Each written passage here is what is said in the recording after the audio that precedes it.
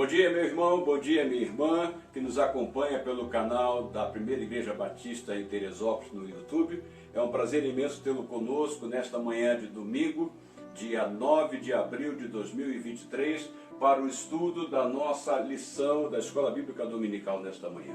Nós estamos estudando a revista, como sempre de costume, a revista Palavra e Vida, e ela tem por tema, neste segundo trimestre de 2023, o título Os Reis e os Profetas de Israel. Então nós vamos estudar um pouco sobre a vida dos reis e os profetas de Israel. A nossa lição de hoje, que é a lição 2, ela tem por título Tu serás chefe sobre o meu povo. É a nossa lição número 2 e o texto base encontra-se no primeiro livro das Crônicas, tá? No capítulo 11, versos 2 e 3. Então vamos ver o que nós temos hoje para nós aprendermos com a vida daqueles que governaram Israel no passado, aquilo que a Bíblia relata, para que nós possamos aplicar as nossas vidas hoje no nosso dia a dia. Bom, todos nós sabemos que Israel foi composto, aliás, por 12 tribos. De onde surgiram essas 12 tribos? Você se lembra de Abraão? Abraão teve um filho já na sua velhice, teve Isaac. Isaac se casa depois e vai ter também, vai gerar Jacó e Esaú. E de Jacó vão surgir então as 12 tribos de Israel que nós temos aqui listadas, que são as tribos de Manassés, Naftali, Issacar, Efraim, Benjamim, Simeão, Azé, Zebulon, Gad, Dan, Ruben e Judá. Então, esses aqui receberam então a herança dessa terra conquistada pelo povo hebreu quando chegou à terra prometida. Então a terra foi dividida pelas tribos. Então cada tribo recebeu a sua herança. Este foi o território conquistado. Nós vemos aqui que esse território abrangia aqui a região dos Amalequitas, dos Edomitas, dos Moabitas, Canaã, a Filístia, parte da Fenícia também. Então esses foram os territórios conquistados e repartidos entre as 12 tribos que já lhes falei. O que nós vemos então com relação a isso? Lá em Deuteronômio, no capítulo 7, de 1 a 4, nós vamos ver o seguinte: quando o Senhor, o seu Deus, os fizer entrar na terra para a qual vocês estão indo para dela tomar posse, eles expulsarão de diante de vocês muitas nações. Eram essas as nações que habitavam aquela região que eu acabei de mostrar no mapa. Eram os hititas, esses eram os povos, os hititas, os girgazeus, os amorreus, os cananeus, os ferizeus, os heveus e os jebuseus. São 7 nações maiores e mais fortes do que vocês. E quando o Senhor, seu Deus, as tiver entregue a vocês, e vocês as tiverem derrotado, então vocês a destruirão totalmente. Observe, a ordem do Senhor era para destruir totalmente essas nações, porque o Senhor estava usando o povo hebreu para aplicar juízo a essas nações, que eram nações politeístas, eram nações devassas, eram nações que ofereciam seus filhos em sacrifício aos seus deuses. Então o Senhor estava levando juízo, e para isso o Senhor estava usando o seu povo para esse juízo. Então a ordem do Senhor é que todos esses povos fossem eliminados totalmente. Então, e quando o Senhor, seu Deus, as tiver entregue a vocês, e vocês as tiverem derrotado, então vocês as destruirão totalmente. Não façam com elas tratado algum e não tenham piedade delas. O Senhor estava levando juízo. Não se case com pessoas de lá, não deem suas filhas aos filhos delas, nem tome as filhas delas para os seus filhos, pois elas desviariam os seus filhos de seguir-me para servir a outros deuses, e por causa disso a ira do Senhor se acenderia contra vocês e rapidamente os destruiria. Então a recomendação do Senhor, como já falei, era destruir totalmente esse povo, não poupar ninguém, nem se dar em casamento, não assimilar nada deles, Por que isto? Porque o Senhor não queria que o seu povo se contaminasse, porque este povo hebreu, o Senhor tinha uma aliança com ele, e esse povo era povo exclusivo de Deus. Então o Senhor requeria deste povo o compromisso com a aliança que o Senhor houvera feito com eles, e consequentemente cumprimento de aliança significa andar em santidade diante do Senhor. Então essa foi a recomendação do Senhor.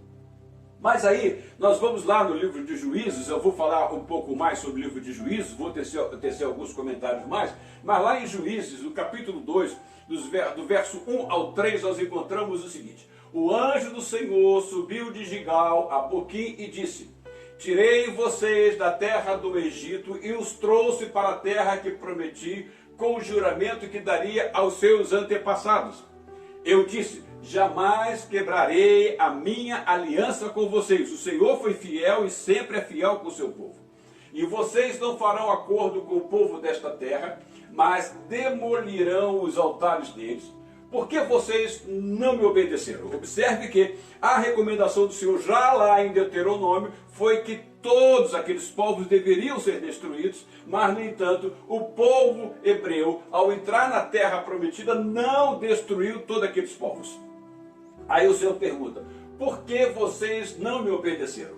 Portanto, agora lhes digo que não os expulsarei da presença de vocês, eles serão seus adversários e os deuses deles serão uma armadilha para vocês.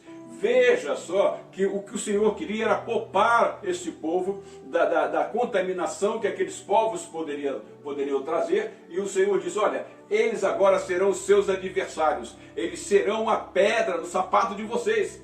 E outra coisa perigosíssima: e os deuses deles serão uma armadilha para vocês. E foi isso que aconteceu. A gente vai ver ao longo da história do povo judeu que eles se contaminaram e passaram inclusive a adorar outros deuses. Adoravam Jeová, o Deus libertador, o Deus deles, o Senhor, o nosso Deus, mas também passaram a admitir adoração a outros povos, e era justamente isso que o Senhor queria evitar. O Senhor estava protegendo o seu povo. Quando o Senhor diz para nós não pecarmos, para nós andarmos em obediência diante dele, o que o Senhor visa com tudo isso é a nossa proteção. O Senhor está nos guardando para que nós possamos caminhar diante dele em santidade. Então veja lá esse texto que complementa o nosso raciocínio.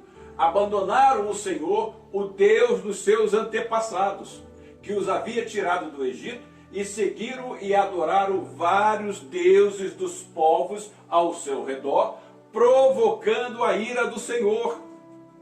Sempre que os israelitas saíam para a batalha, a mão do Senhor era contra eles para derrotá-los, conforme lhes havia advertido e jurado, grandes angústias os dominava. Continuando no texto: então o Senhor levantou juízes que os libertaram das mãos daqueles que os atacavam. Mesmo assim, eles não quiseram ouvir os juízes. Olha a que ponto estava contaminado o povo judeu. Então se prostituíram com outros deuses e os adoraram. Veja, como falei, eles admitiram a adoração a outros deuses ao lado da adoração que prestavam ao Senhor Deus.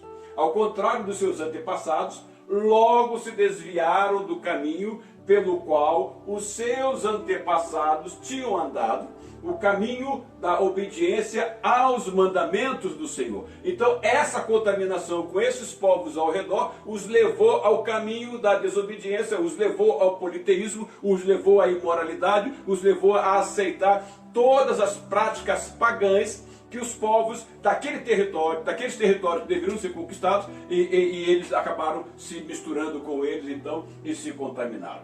Então, veja, abandonaram o Senhor, o Deus dos seus antepassados, que o havia tirado do Egito. Aí, veja aqui, continuando ainda em Juízes, no capítulo 2, verso 18. Sempre que o Senhor lhes levantava um juiz, ele estava com o juiz e os salvava das mãos de seus inimigos enquanto o juiz vivia. Pois o Senhor tinha misericórdia por causa dos gemidos deles diante daqueles que os oprimiam e os afligiam. Observe que mesmo em meio a essa desobediência, o Senhor vai usar de misericórdia com esse povo, porque Deus tinha um plano com esse povo, e nós vamos ver isso ao longo dos nossos estudos aqui. O que acontecia então? Olha o que acontecia em Israel. Era algo cíclico. O que acontecia? O povo desobedecia ao Senhor. O povo então era oprimido por aqueles povos ao redor que eles deveriam ter destruído e arrasado. O povo então, uma vez oprimido, aflito, clamava ao Senhor. Israel clamava.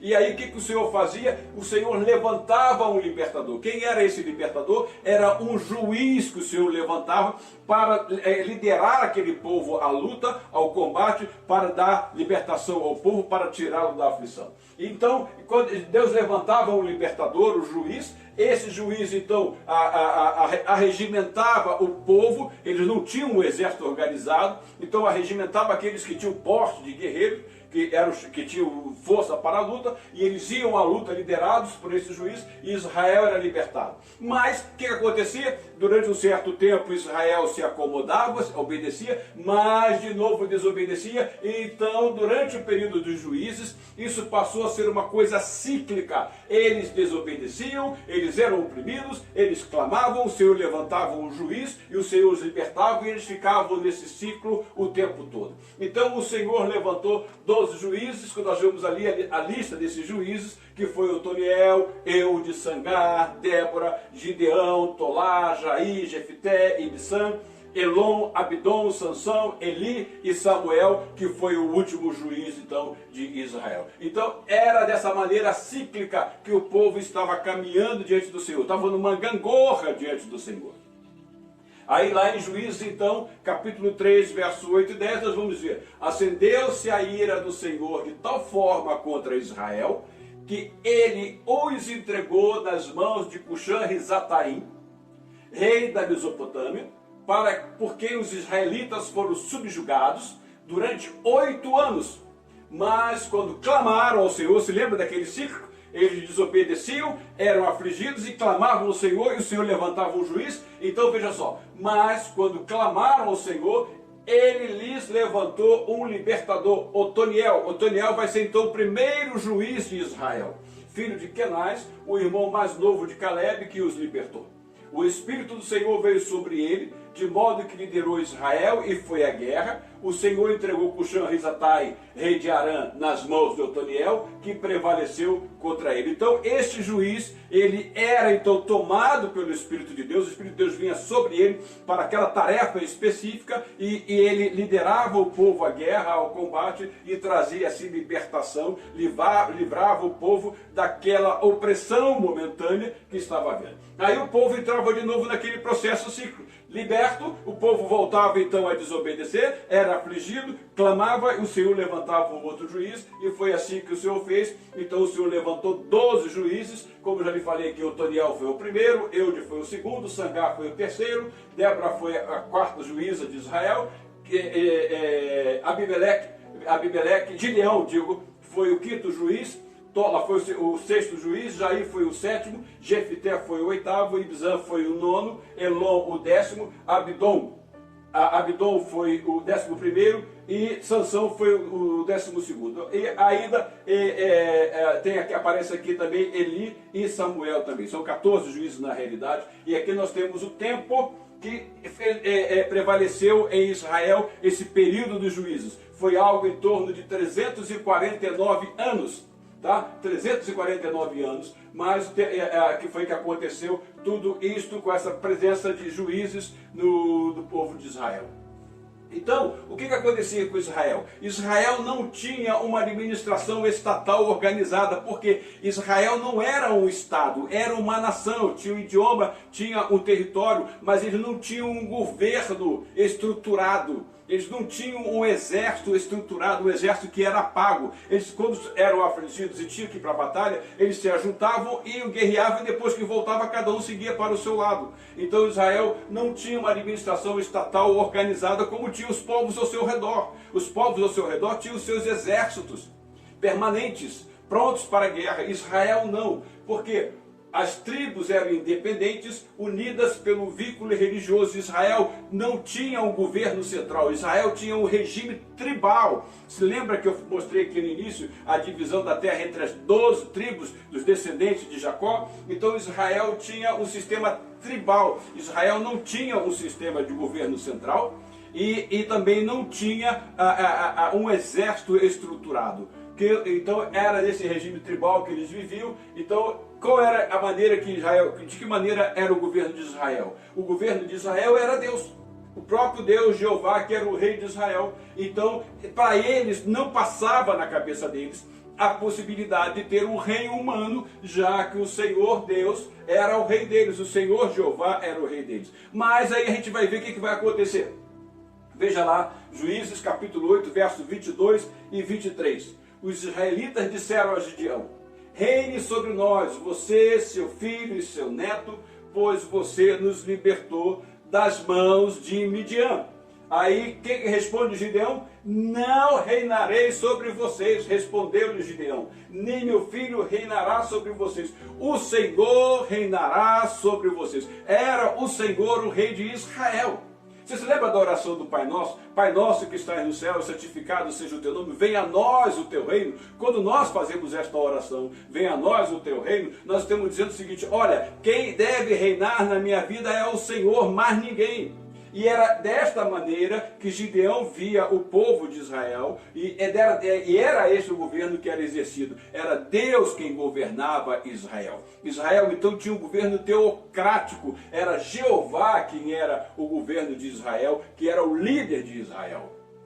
Mas o que vai acontecer com este povo que era governado por Deus, rei Jeová? O que vai acontecer? Veja lá, nesse período de juízes, como eu falei, eles viviam naquela gangorra eles desobedeciam, eram afligidos, clamavam, o Senhor levantava o libertador, eles voltavam a obedecer e entravam nesse ciclo. Então, naquela época, não havia rei em Israel, cada um fazia o que lhe parecia certo. Eles estavam, então, assim, de uma forma desorganizada, e eles não estavam obedientes ao Senhor, cada um fazia o que dava na cabeça.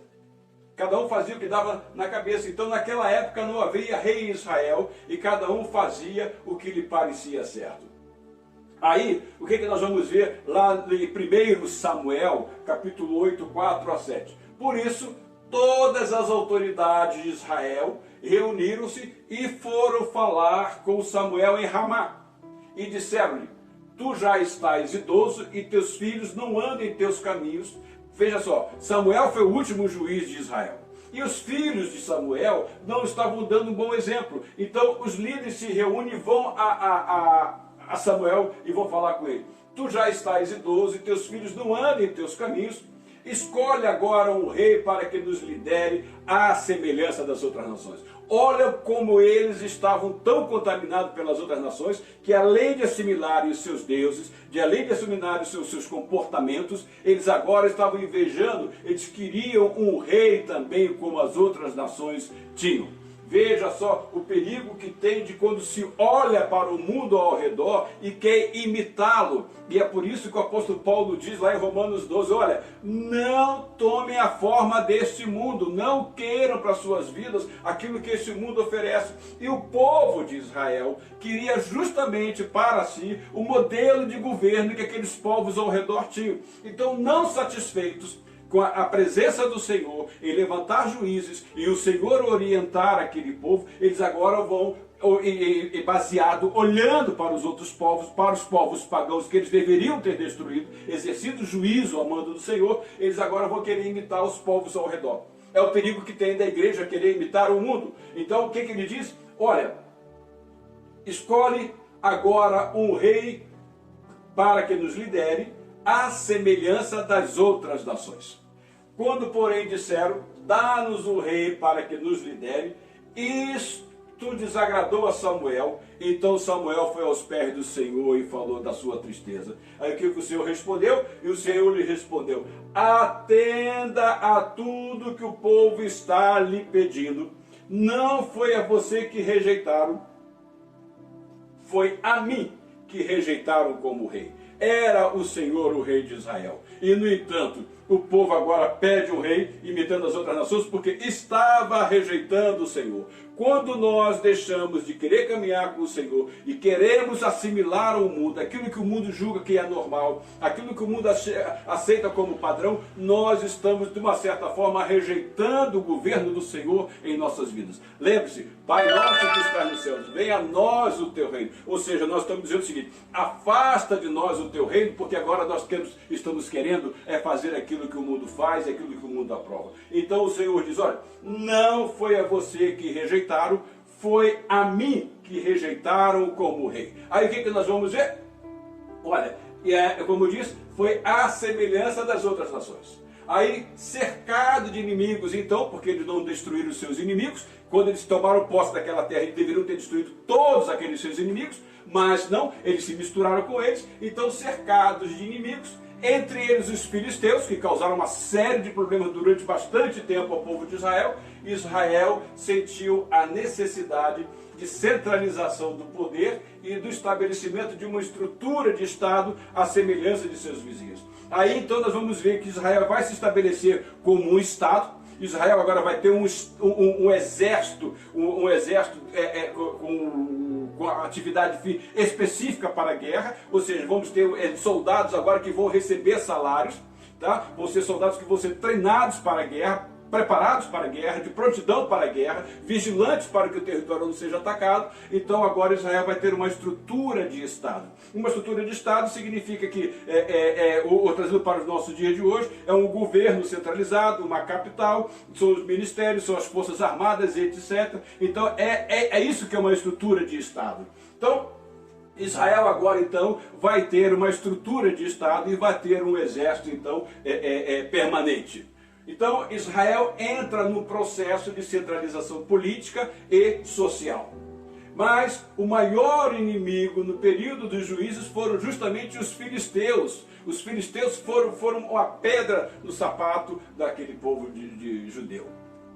Veja lá em 1 Samuel capítulo 13, 19 a 21, que diz lá: naquela época não havia nem mesmo um único ferreiro em toda a terra de Israel, pois os filisteus não queriam que os hebreus fizessem espadas e lanças. Assim eles tinham que ir aos filisteus para afiar seus arados, enxadas, machados e foices. O preço para afiar rastelos e enxadas era 8 gramas de prata e 4 gramas de prata para afiar tridentes, machados e pontas de aquilhadas. Veja, quem dominava a cirurgia eram os filisteus.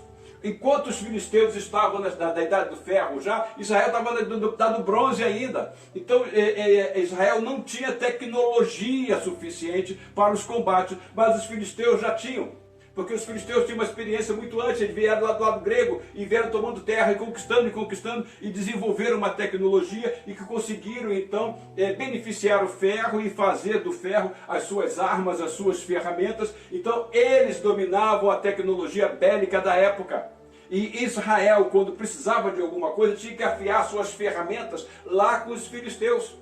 Então veja que os filisteus estavam muito bem equipados em relação a Israel e eles causaram muitos problemas para o povo de Israel. Então foi estabelecida a monarquia em Israel. O povo pediu um rei, o Senhor deu um rei. Então, e essa monarquia durou 400 anos em Israel e nós vamos ver hoje parte dessa monarquia, dando início ao estudo da monarquia em Israel. Em 1 Samuel, capítulo 9, 16 e 17, diz assim: amanhã, por volta desta hora, enviarei a você um homem da terra de Benjamim. Unja-o como líder sobre o meu povo. Ele libertará o meu povo das mãos dos filisteus. Atentei para o meu povo, pois seu clamor chegou a mim. Qual foi o clamor? O povo pediu um rei.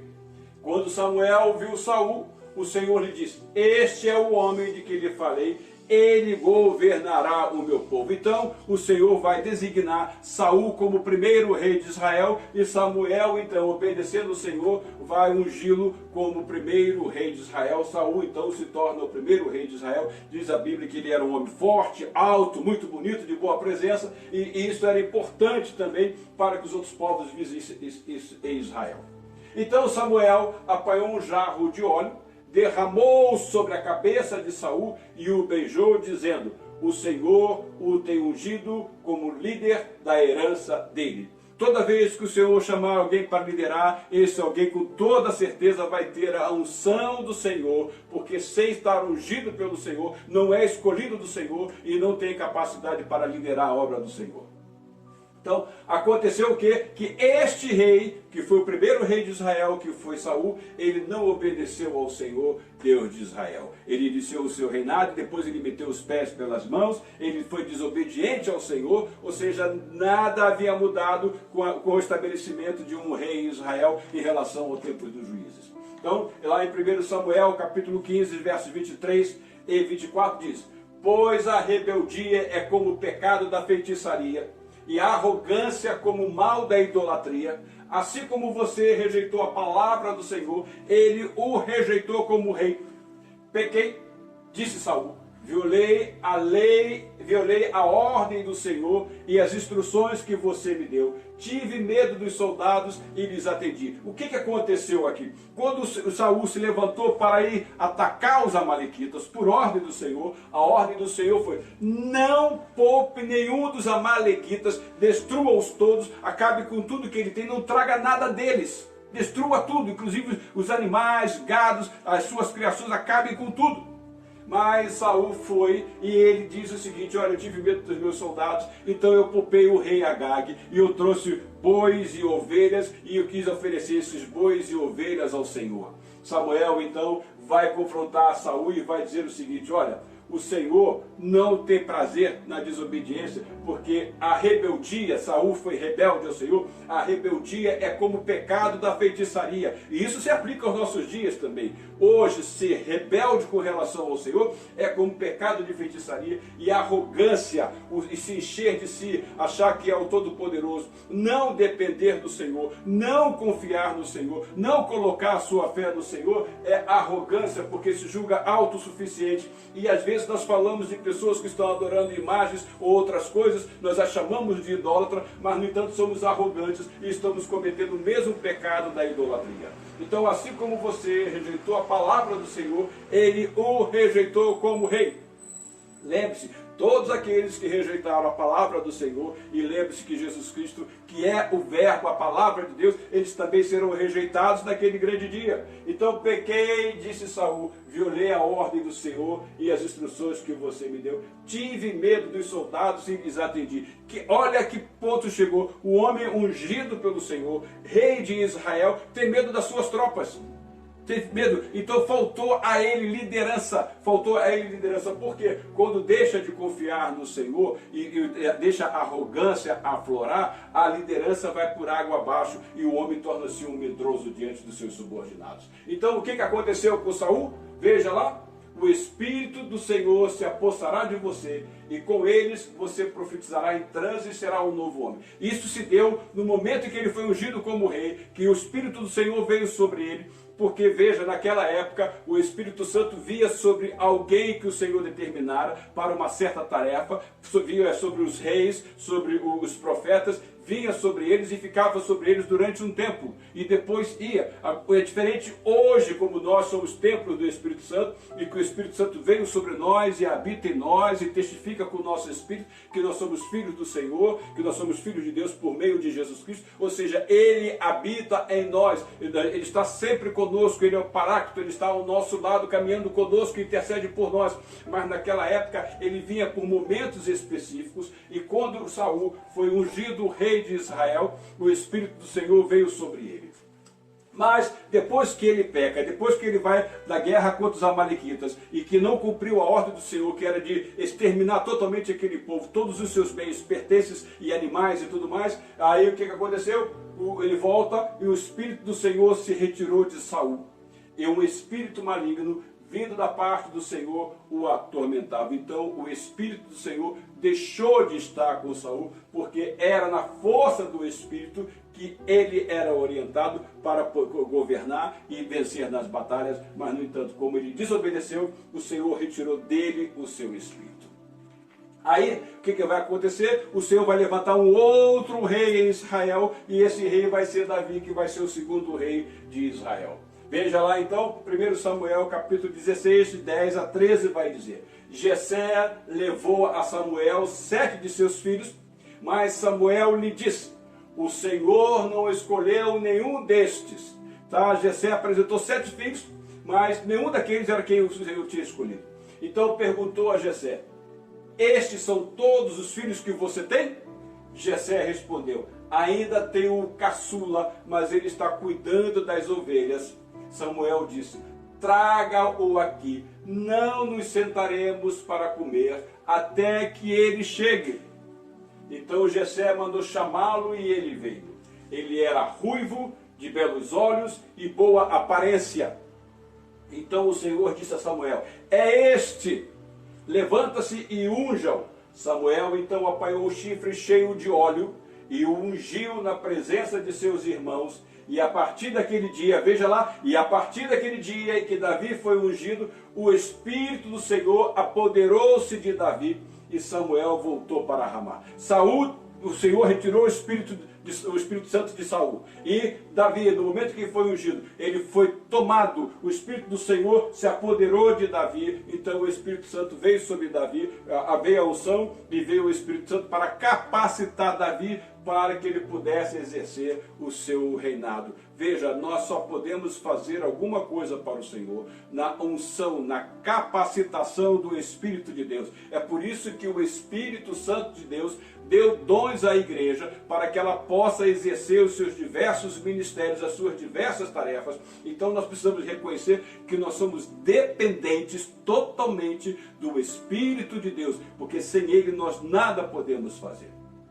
Aí veja então, Davi foi ungido como rei e Davi vai trabalhar agora durante um certo tempo lá no palácio de Saul, porque Saul, quando o Espírito Santo saiu dele, um espírito maligno se apoderava dele de vez em quando. Aí falaram: olha, tem um rapaz, um menino que toca harpa, e esse menino era Davi. Então levaram Davi para o palácio, e quando Saul era tomado por aquele espírito maligno que se manifestava nele, Saul dedilhava a sua harpa. E diz a Bíblia que diz o texto bíblico que aquele espírito maligno deixava Saul e ele então voltava a se sentir bem.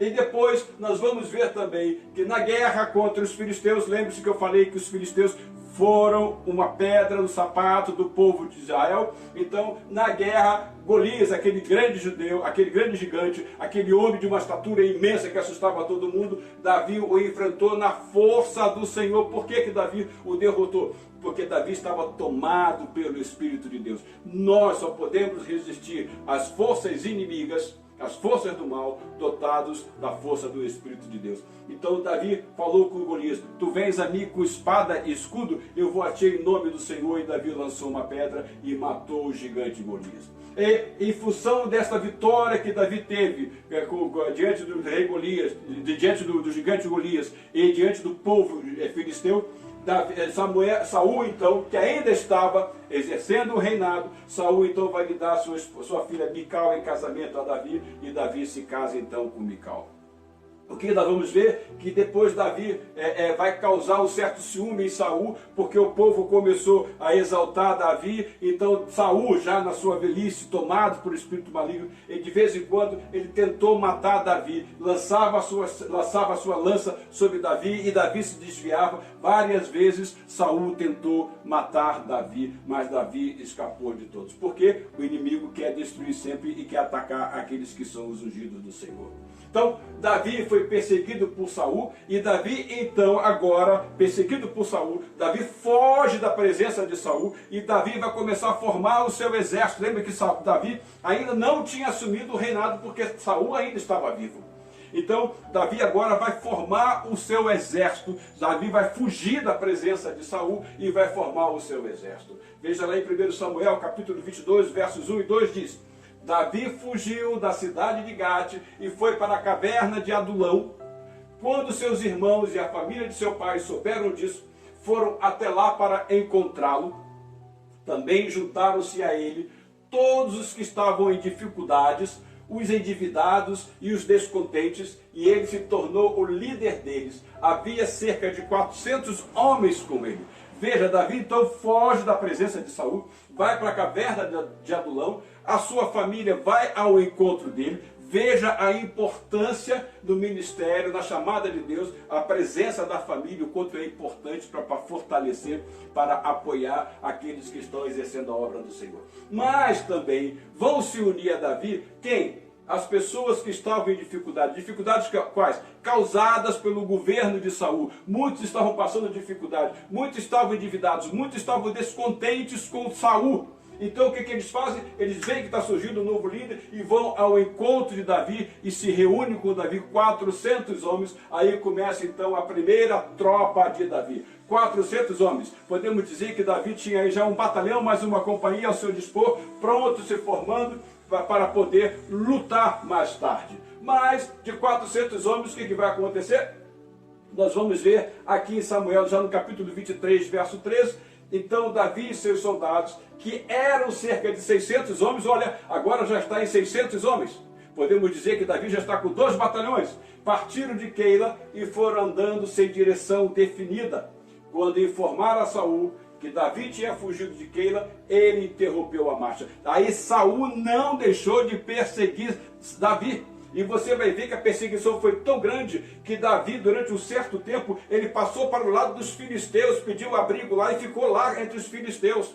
E eu acho que aí, por suposição minha, Davi aproveitou para adquirir a tecnologia de fabricação daquelas armas e isso o fortaleceu belicamente. Então Davi, fugindo de Saul, vai para a caverna de Adulão. Da caverna de Adulão se juntam a ele 400 homens, depois passam para 600 e durante um certo tempo ele vai habitar em território filisteu. Lembre-se que os filisteus eram os maiores inimigos de Israel. Mas quando os filisteus percebem que Davi estava sendo perseguido por Saul, ele está do nosso lado, porque ele está sendo perseguido por Saul. Então Davi passou um certo tempo lá no território dos filisteus. Então vamos lá. E começou então o seu reinado em Judá. Davi começou então a reinar em Judá. Então Davi começou a reinar no sul de Israel, porque acima ainda estava sob o domínio de Saul. Então os homens de Judá foram a Hebrom e ali ungiram Davi, rei da tribo de Judá. Então Davi vai iniciar o seu reinado em Judá apenas, informando de que os habitantes de Jade de Gileade tinham sepultado Saul. Então aí Saul foi morto, já estava morto, já naquela guerra com os filisteus, e que ele se lança sobre sua própria lança, né? E Jonathan também, seu filho, morreu também nesta guerra, nessa batalha. E então Saul já estava morto e Davi inicia então o seu reinado ao sul, em Judá. É o que nós vamos ver aqui no mapa. Olha, Davi vai iniciar o seu reinado aqui embaixo em Judá. E o que Davi vai fazer? Veja, que aqueles povos que estavam ali não estavam todos conquistados ainda, estavam vivendo junto ao povo hebreu. Então Davi sobe e vai conquistar Jerusalém. Aí Davi conquista Jerusalém e estabelece a capital em Jerusalém. Mais tarde, como Isibosete, que era o filho de Saul, ficou no governo, ele vai tomar, Isibosete vai ser assassinado. E Davi, então, vai dominar todo o Israel, que nós vamos ver aqui, vou falar um pouco mais à frente. Então nós vamos ver como isso vai se dar. Vejamos lá. Então o que nós vemos que Davi foi entronizado rei de todo Israel. Olha aqui, segundo Samuel, capítulo 5, verso 3 a 5. Então todas as autoridades de Israel foram ao encontro do rei Davi em Hebrom. E ele fez um acordo com eles em Hebrom perante o Senhor. E eles ungiram Davi rei de Israel. Davi tinha 30 anos de idade quando começou a reinar e reinou durante 40 anos. Em Hebrom reinou sobre Judá 7 anos e meio e em Jerusalém reinou sobre todo Israel e Judá 33 anos. Então o que nós vamos ver? Davi, na realidade, ele reinou sobre 2 reinos e era só ele como rei. O que nós vemos na realidade foi que Davi unificou Israel. Quando as autoridades do norte vieram ao sul e se encontrar com ele, pedindo, olha, seja o nosso rei, Davi com isso agora, devido à sua liderança, ele vai unificar o reinado de Israel e vai então ser o rei sobre todo Israel. Na realidade, ele vai ser rei sobre 2 reinos, e vai exercer a sua autoridade tanto ao norte como ao sul, e nós vamos ver mais tarde que as tribos do norte, depois que Salomão morre e que vem Reboão, há aquela discórdia no reino, há a separação, essas tribos do norte se separam e vamos ter agora um rei no norte e um rei ao sul, que nós vamos ter então as duas tribos ao sul. Então é isso que nós vimos. Então Jerusalém agora se tornou a capital de Israel, porque Davi conquistou Israel, que era a terra dos jebuseus. Olha lá, que nós vamos ver em 2 Samuel, capítulo 5, versos 6, 7, 12, 13. Os reis e seus soldados marcharam para Jerusalém para atacar os jebuseus que viviam lá. E os jebuseus disseram a Davi: você não entrará aqui. Até os cegos e os aleijados podem se defender de você. Ele estava dizendo que Davi era um homem totalmente fraco, que até cego e aleijado poderia lutar com ele e venceu. Mas eles achavam que Davi não conseguiria entrar, mas Davi conquistou a fortaleza de Sião, que veio a ser a cidade de Davi, que é Jerusalém.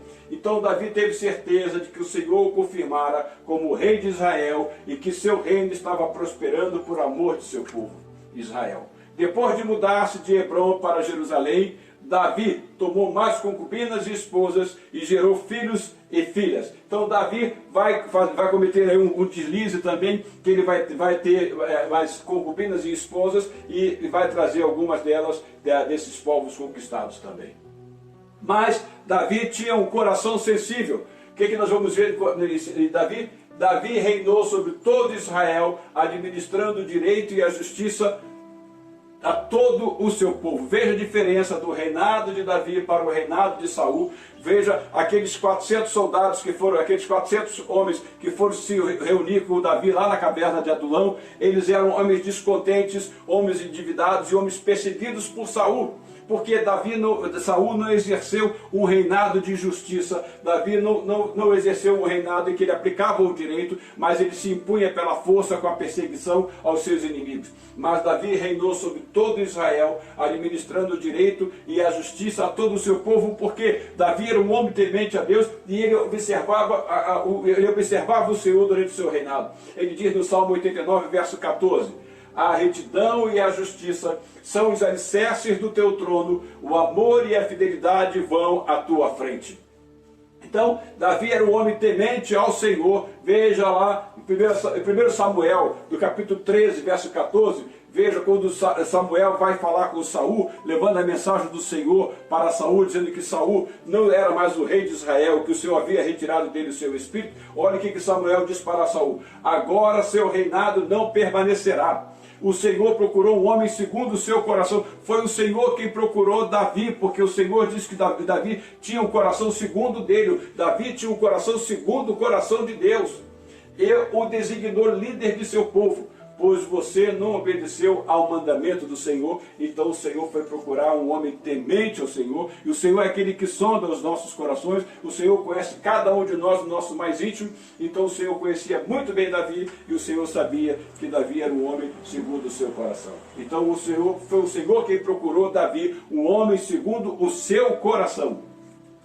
Veja a diferença entre Saul e Davi. Olha lá, 1 Samuel capítulo 16, verso 13 e 14. Samuel então apanhou um chifre cheio de óleo e o ungiu na presença de seus irmãos, e a partir daquele dia o Espírito do Senhor apoderou-se de Davi, e Samuel voltou para Ramá. No momento em que Samuel ungiu Davi como rei, o Espírito do Senhor se apoderou dele, porque para exercer o chamado do Senhor, para exercer o ministério do Senhor, nós temos que ser capacitados pelo Espírito Santo de Deus, e prova é que estão aí na igreja os dons que são concedidos pelo Espírito Santo de Deus, para que a igreja possa realizar a sua missão. Mas, ao mesmo tempo em que o Espírito do Senhor se apoderou de Davi, o que aconteceu com Saul? O Espírito do Senhor se retirou de Saul, e um espírito maligno, vindo da parte do Senhor, o atormentava. Então veja a diferença entre eles. Davi agora está dominado pelo Espírito de Deus,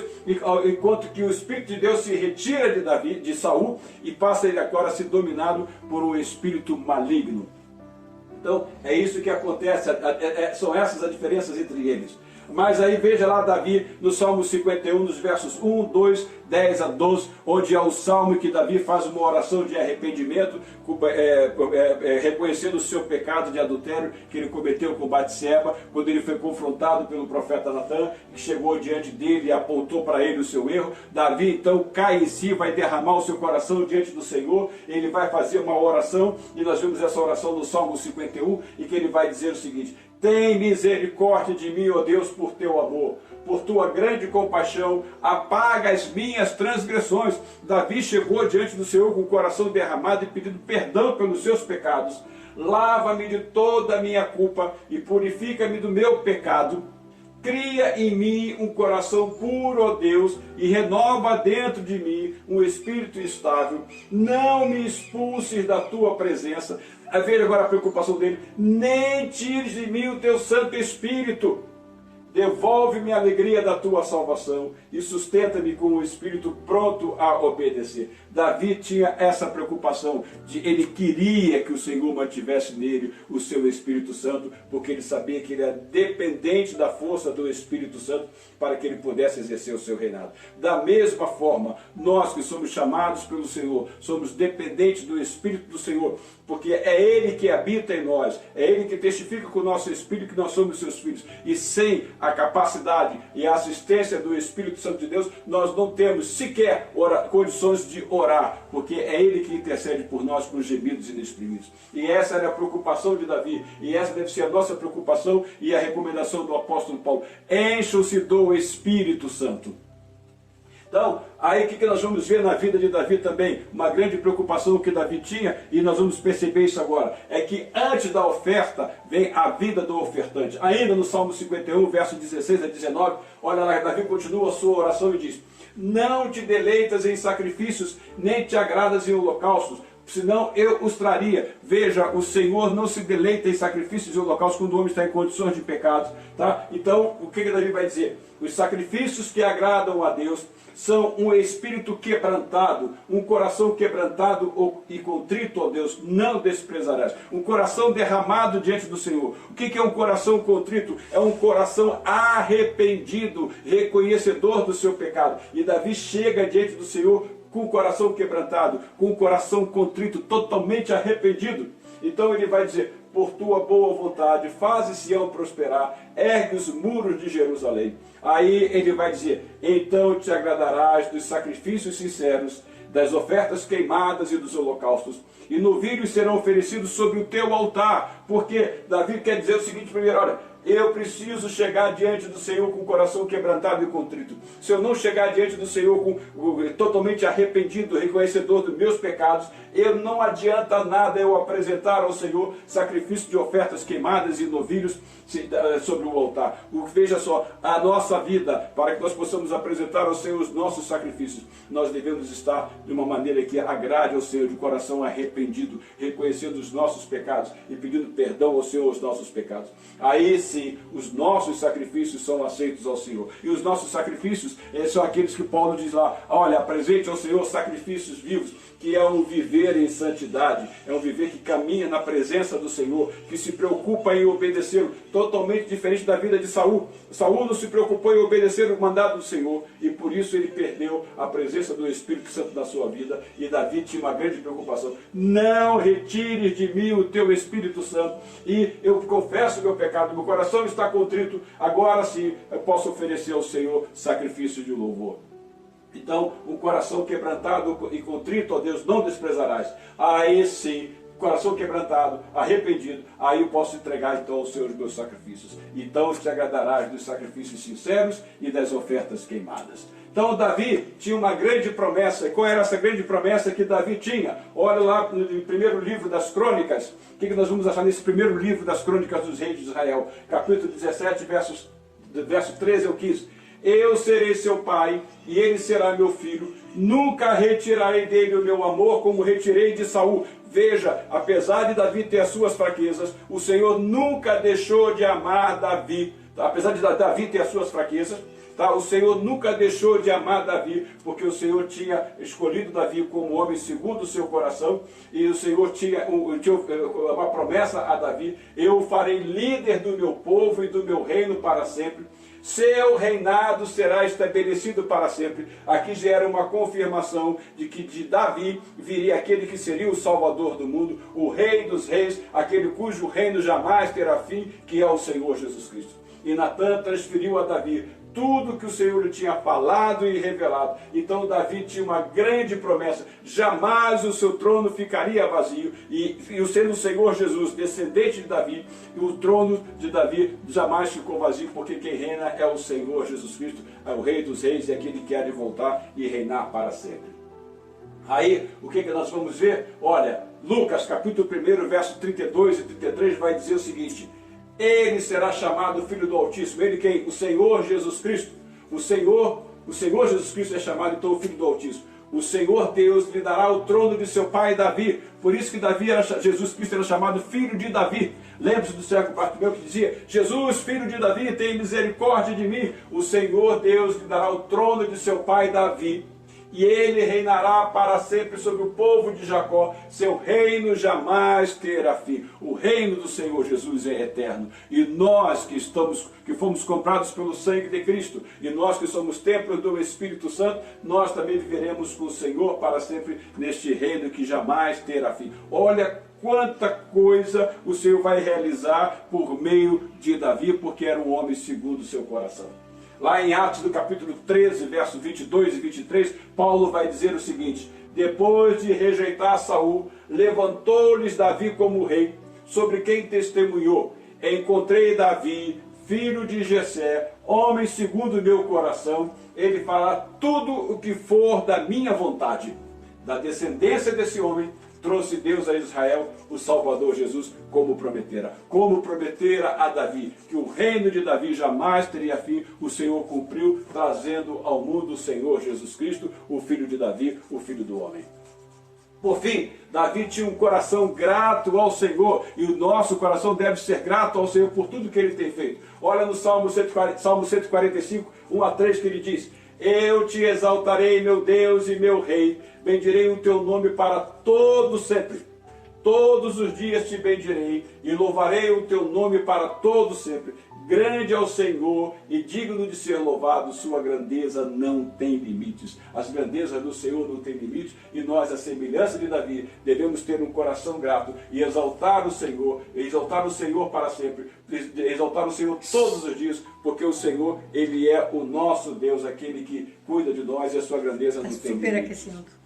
Ainda nós vamos ver aqui Salmo 103, de 1 a 3. Bendiga ao Senhor a minha alma, bendiga ao Senhor todo o meu ser, bendiga ao Senhor a minha alma, não esqueça de nenhuma de suas bênçãos. Veja, nós não podemos nos esquecer de nada que o Senhor tem feito, lembrando sempre de que as misericórdias do Senhor se renovam a cada manhã, e é por isso que nós estamos aqui. É Ele que perdoa todos os seus pecados e cura todas as suas doenças.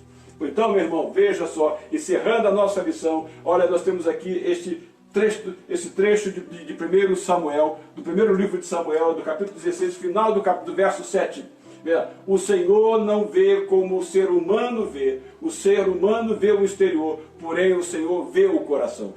Saul era um homem bonito, de boa estatura, de boa presença. Então todos, quando olhavam para Saul, ficavam admirados com Saul. Mas o Senhor conhecia o coração de Saul. Enquanto Davi, que era um pequeno pastor de ovelhas, ruivo, lá no meio do mato, cuidando das ovelhas, o Senhor viu aquele coração, e o Senhor disse que aquele coração era um coração segundo o seu coração. Então é o Senhor quem sonda os corações. O Senhor sabe muito bem quem é Saul, o Senhor sabe muito bem quem é Davi, o Senhor sabe muito bem quem é o joio, o Senhor sabe muito bem quem é o trigo. Então nós devemos caminhar com o Senhor, à semelhança de Davi, preocupados em agradar ao Senhor, sempre com o coração quebrantado, com o coração humilhado. Meu irmão e minha irmã, era isso que nós tínhamos a falar hoje, do exemplo que foi este grande rei de Israel, o segundo rei de Israel, que o Senhor levantou, um homem segundo o seu coração, para que nós, baseados nos seus acertos e nos seus erros, possamos aprender com ele e caminhar numa vida de santidade e de temor e de gratidão ao Senhor. Que o Senhor os abençoe a todos, tenham todos uma semana muito abençoada, até o próximo encontro. Amém.